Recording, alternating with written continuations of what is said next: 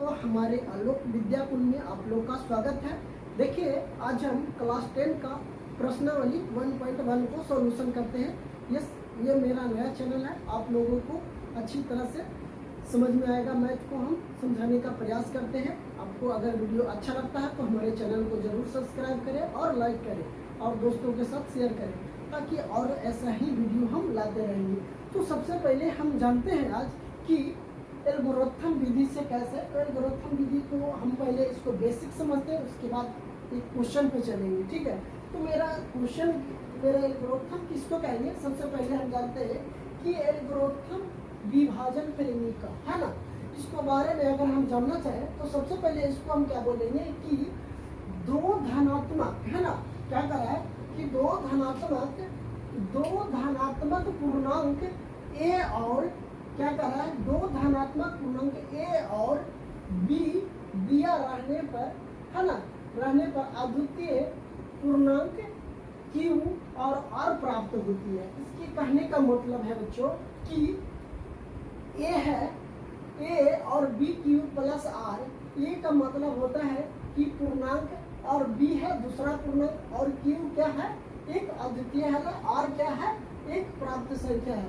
तो देखिए, 0 से बड़ा और बराबर आर है, ठीक है। 0 से बड़ा और बराबर आर है ना। और आर से बड़ा कौन है, बी है।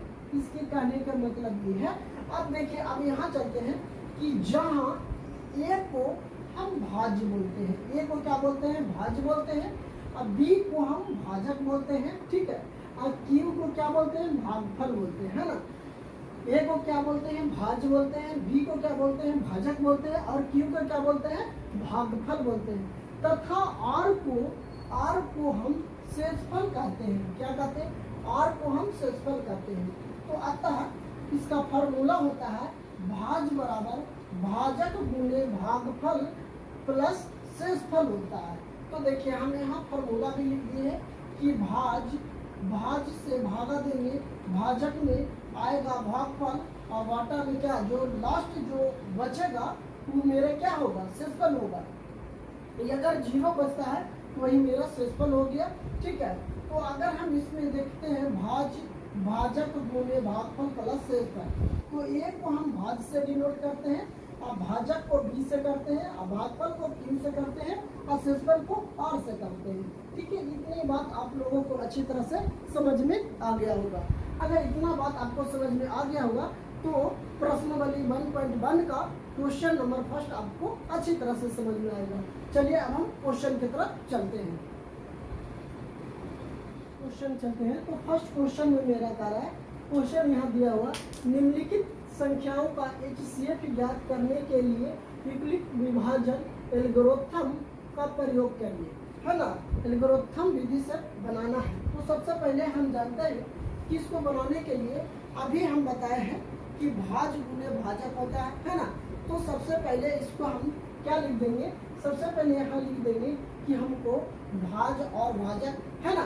तो हम इसको करना चाहे तो लिख देते हैं कि ए बराबर है ना, क्या हो जाएगा, बी क्यू प्लस क्या हो जाएगा, ये मेरा क्या है, भाज्य है ना, मेरा भाज्य हो जाएगा प्लस आर हो जाएगा, है ना, भाज्य गुणे भाजक।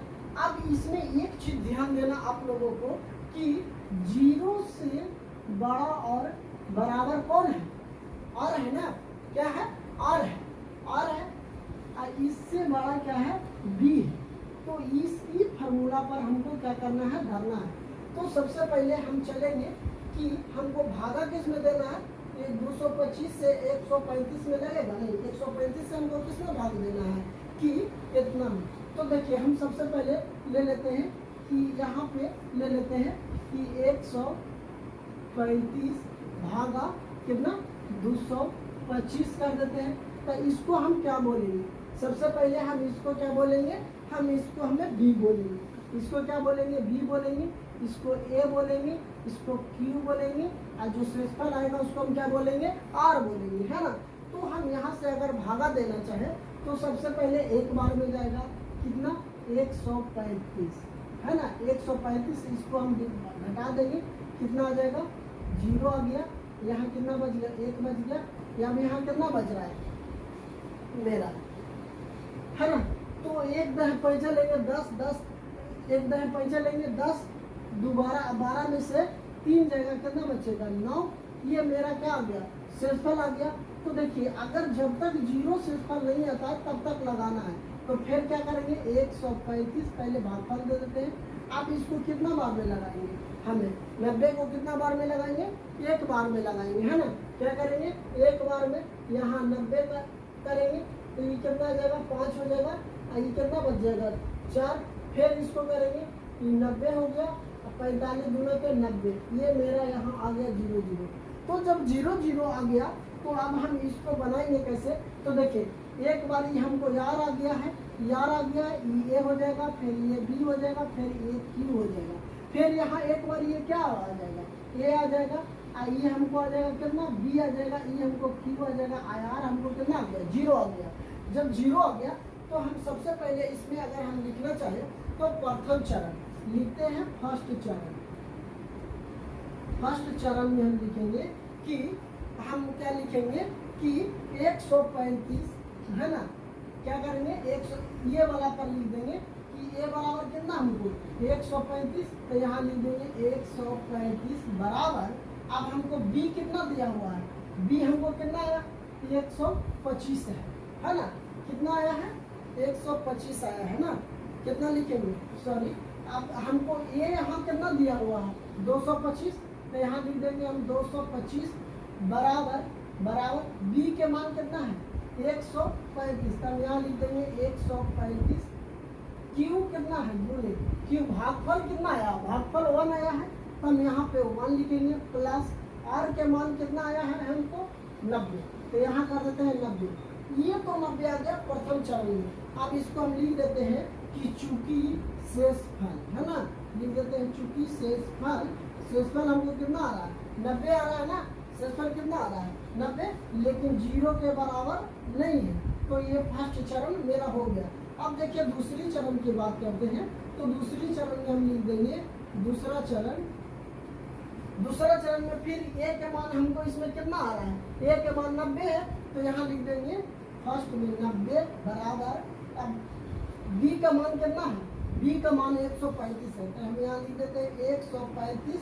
अब गुणे क्यू के मान कितना आ रहा है 1, तो हम यहाँ पे कर देते हैं 1 प्लस शेषफल हमको यहाँ कितना आ रहा है 45, ये हमको आ गया 45। फिर यहाँ लिख देंगे कि चूंकि शेषफल क्या बचा, देखिए शेषफल मेरा क्या आ रहा है 0 के बराबर नहीं आ रहा है, 0 के बराबर आ रहा है शेषफल नहीं।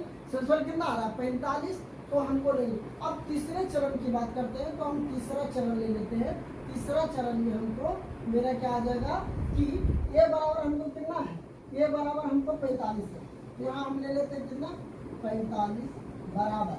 अब देखिए b बराबर, इसमें हमको b बराबर कितना दिया हुआ है 90 दिया हुआ है, तो हम 90 लिख देते हैं। कितना 90 हो जाएगा बच्चा, 90 गुने q का मान यहाँ कितना दिया हुआ है 2, तो हम यहाँ 2 कर देते हैं, यहाँ 2 कर देते हैं। और फिर क्या है प्लस प्लस, तो प्लस कर दिए।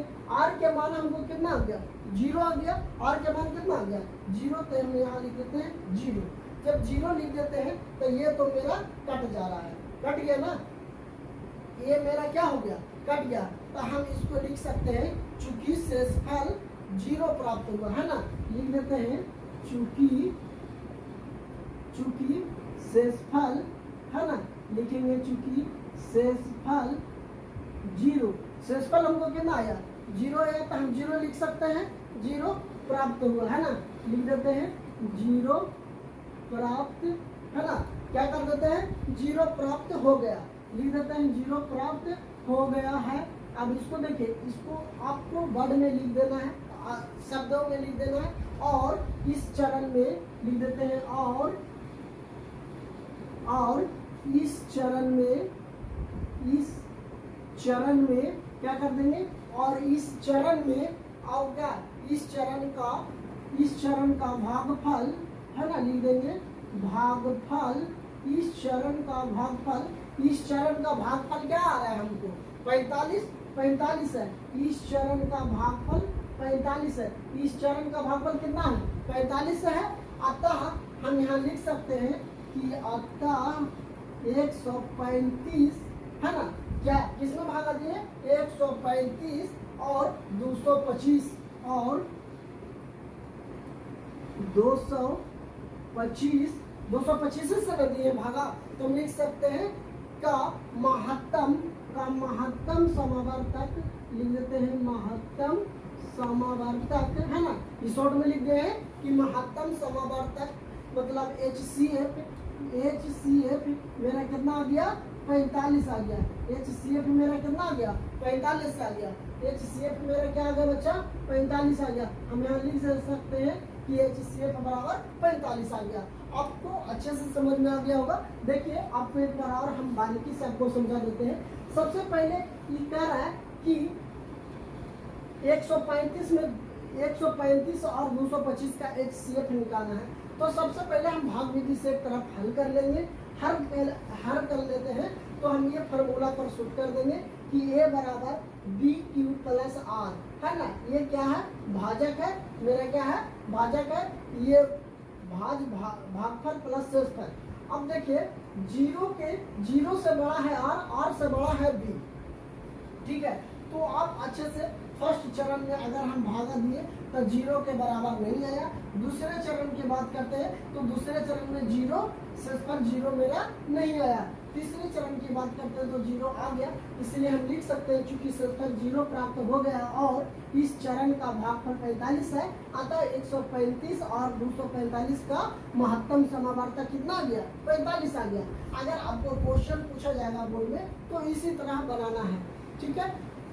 चलिए आपको अच्छी तरह से समझ में आ गया होगा फर्स्ट क्वेश्चन। चलिए अब हम दूसरे क्वेश्चन पे चलते हैं। दूसरे क्वेश्चन की बात करते हैं तो दूसरे में इसी प्रकार से सॉल्यूशन करना जैसे फर्स्ट के हैं।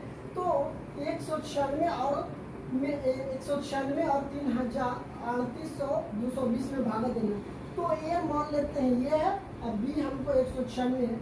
अगर इसमें हम भागा देते हैं तो सबसे पहले हम भागा का काम कर लेते हैं। तो अगर इसमें भागा देंगे एक मरतबे में, एक बार में जाएगा भागा, तो हम यहाँ कितना आ जाएगा 12 में से 6 जाएगा 6।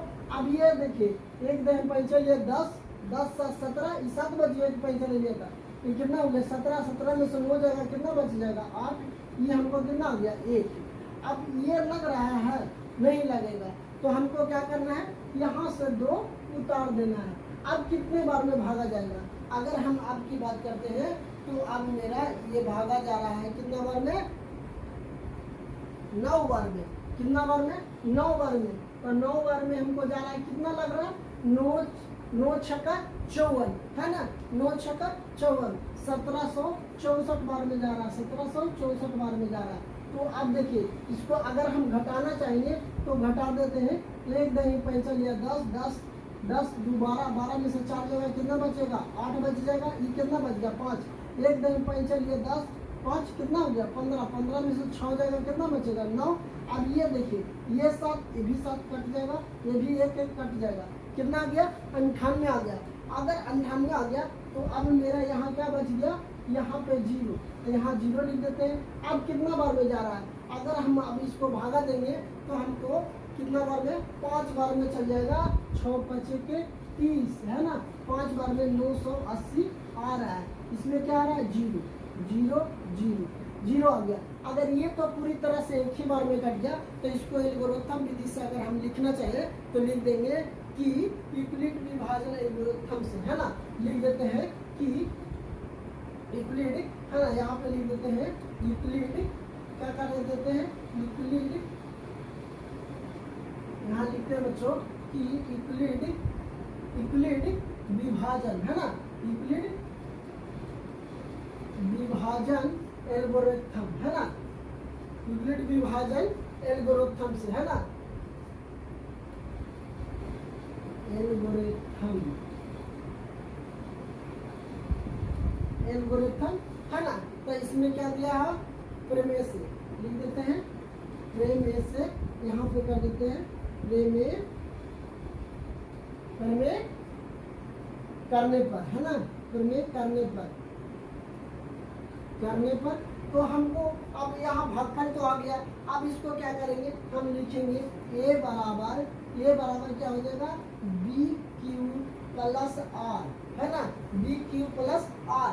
तो हम इसको फर्स्ट चरण की बात करते हैं, तो फर्स्ट चरण में हम यहाँ पे कर देते हैं ये बराबर हमको कितना आ गया। अगर हम बात करते हैं तो इसको हम क्या बोलते हैं, बी बोलते हैं, इसको ए बोलते हैं, इसको हम क्यू बोलते हैं, इसको हम आर बोलते हैं, है ना। तो हमको ये बराबर हमको कितना दिया हुआ है 3800 220 बराबर बी के मान हमको कितना दिया हुआ है 96 गुना क्यू का मान कितना है 195 प्लस आर के मान कितना आ गया 0। तो एक ही बार में कट गया है।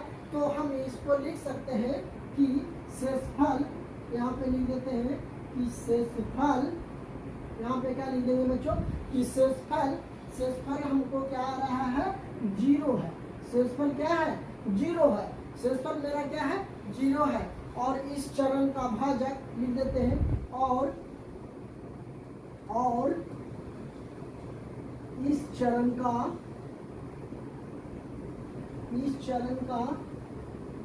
भाजक, है ना, सॉरी लिख देते हैं इस चरण का क्या है भाजक ना जी। तो लिख देते हैं इस चरण का भाजक मेरा क्या आ जाएगा, इस चरण का भाजक कितना है 196 है। इस चरण का भाजक क्या है 193 है। अतः हम लिख सकते हैं, अतः हम यहाँ पे क्या लिख देते हैं, अतः लिख देते हैं कि 196 और कितना है 3800 220 3800 220 का HCF है ना, HCF हमको कितना आ गया बच्चा, HCF क्या आ गया 96। यही मेरा क्या हो गया आंसर हो गया। आप अच्छी तरह से ये भी क्वेश्चन को समझ गए होंगे और समझ में आया होगा। तो हमारे वीडियो को जरूर सब्सक्राइब करें और लाइक करें और दोस्तों के साथ शेयर करें, ठीक है। अब चलिए हम तीसरा क्वेश्चन आप लोग का सोल्यूशन करते हैं। क्वेश्चन की बात करते हैं तो देखिए बच्चों तीसरा क्वेश्चन है कि 867 और 255 में हमको क्या करना है कि एल्गोरिथम विधि से सॉल्यूशन करना है। तो देखिए हमको क्या लिख सकते हैं 867 भागा 200 कितना है 255। तो देखिए इससे बड़ा है, इससे बड़ा कौन है ये है। तो हमको ए बराबर हमको कितना आ जाएगा 867, बी बराबर बी की बात करते हैं तो मेरा कितना आ जाएगा 255। अब इसमें हम डिवाइड कर देते हैं। तो हम चलिए साइड में आपको करके दिखाते हैं कि 255 में हमको कितना देना 867 से कितना बार में जाएगा, हम इसको कितना बार में लगा देते हैं, हम 3 बार में कर देते हैं। तो 3 बार में कर देंगे कितना जगह 5 3 का 15 आइए आ जाएगा 5 3 का 15 1 16 आ जाएगा, आई 3 दूना 6 1 7 आ जाएगा, माइनस अभी कितना आ जाएगा 2 आ जाएगा, यहाँ 0 यहाँ 1। फिर इसको एक बार कर देते हैं तो यहाँ मेरा कितना आ जाएगा 255। अब इसको 2 बार में जाएगा कितना आ जाएगा 204 आ जाएगा, ठीक है। ये मेरा कितना बच गया 51 आ गया। फिर इसको करेंगे कितना जाएगा 2, अभी कट जाएगा कितना 2 बार में हमको कट जाएगा 102। ये क्या आ गया 0 0 0 0 आ गया। तो एक बार ये है, ये मेरा बी है, ये मेरा क्यू है, ये आर है। फिर एक बार ये आ जाता है, ये क्यू आ जाएगा, ये मेरा क्या आ जाएगा बी। फिर एक बार ये क्या आ जाएगा ये हो जाएगा, एक बार यार भी है ना, ये मेरा क्या है बी हो जाएगा, ये हो जाएगा क्यू, आर हमको कितना आ गया 0। ये तो समझ गए। तो अब हम इसको लिखना है तो सबसे पहले कैसे लिखेंगे, तो इसको लिखने के लिए हमको अभी इसका प्रयोग करना है प्रथम चरण में, है ना। तो यहाँ लिखते हैं फर्स्ट चरण नंबर 1 हम कर देते हैं चरण नंबर 1। तो चरण नंबर 1 में होगा, चरण नंबर 1 में हम क्या लिखेंगे कि ए बराबर हमको कितना हुआ है दिया हुआ है 255 कितना दिया हुआ है, सॉरी हम इसको ए बोलेंगे, ये बी है मेरा, ये है ना, ये मेरा ए है। तो हम अब इसको क्या करते हैं कि चरण नंबर 1 ए बराबर कितना है मेरा 867 बराबर बी के मान कितना है 255 गुने क्यू का मान कितना आ रहा है 3 प्लस शेषफल हमको कितना आ रहा है 102। तो हम यहाँ लिख देते हैं 102। अब इसको क्या कर देते हैं कि यहाँ हम लिख सकते हैं कि शेषफल, यहाँ लिख सकते हैं कि शेषफल बराबर 0 नहीं आया है। शेषफल बराबर 0 आया है नहीं। तो अब दूसरे चरण में चलते हैं। दूसरा चरण मेरा क्या रहा है, दूसरा चरण, ये फर्स्ट चरण है, ये दूसरा चरण है। तो ए बराबर हमको फिर मान कितना देना, इसी में धरना है। ए बराबर हमको कितना आ रहा है 225, यहाँ हम लिख देते हैं 225, 255 बराबर ए बराबर हमको कितना दिया होगा 102 गुने क्यू का मान कितना दिया हुआ 2 प्लस आर के मान कितना आया है 51। तो इसमें भी शेषफल बराबर 0 आ रहा है, नहीं आ रहा है। तो इसको हम लिख देते हैं कि शेषफल बराबर 0 नहीं है। ठीक है। अब तीसरा चरण की बात करते हैं। तो हम यहाँ लिख देते हैं तीसरा चरण। तीसरा चरण में मेरा क्या आ रहा है कि बी बराबर है ना, सॉरी ए बराबर हमको कितना दिया हुआ 102, यहाँ 102। ए बराबर हमको कितना दिया हुआ 51 है ना। ए बराबर हमको कितना दिया हुआ है 51 दिया हुआ है। तो बी बराबर हमको कितना दिया हुआ है 51। ये मेरा बी हो जाएगा, एक बार ये बी हो जाएगा, ए हो जाएगा, ये क्यू। तो हमको ए बराबर हमको 51 दिया हुआ है गुने क्यू का मान कितना है 2 प्लस आर के मान कितना आ गया 0। यहाँ पे हमको 0 आ गया है। शेषफल यहाँ पे क्या आ गया है मेरा 0 आ गया है। जब 0 आ गया है तो हम इसको क्या लिख सकते हैं, यहाँ पे लिख देते हैं कि शेषफल क्या आ जाएगा जी, शेषफल 0 है। शेषफल क्या है बच्चा, एसी का भी शेषफल 0 है। शेषफल 0 है। शेषफल क्या है 0 है। तथा और लिख देते हैं और इस चरण का, और लिख देते हैं कि और इस चरण का क्या लिखते हैं, इस चरण का भाजक, इस चरण का भाजक कितना है, इस चरण का भाजक कितना है 51 है। इस चरण का भाजक कितना है 51 है। अतः हम यहाँ लिख सकते हैं कि अतः है ना, क्या लिख सकते हैं कि अतः हम लिख सकते हैं कि 867 और 255 का HCF हमको कितना आ गया 51 आ गया। यही मेरा क्या हो गया आंसर हो गया। यही मेरा क्या हो गया आंसर, HCF इसका कितना आ गया 51। यही मेरा आंसर हो गया।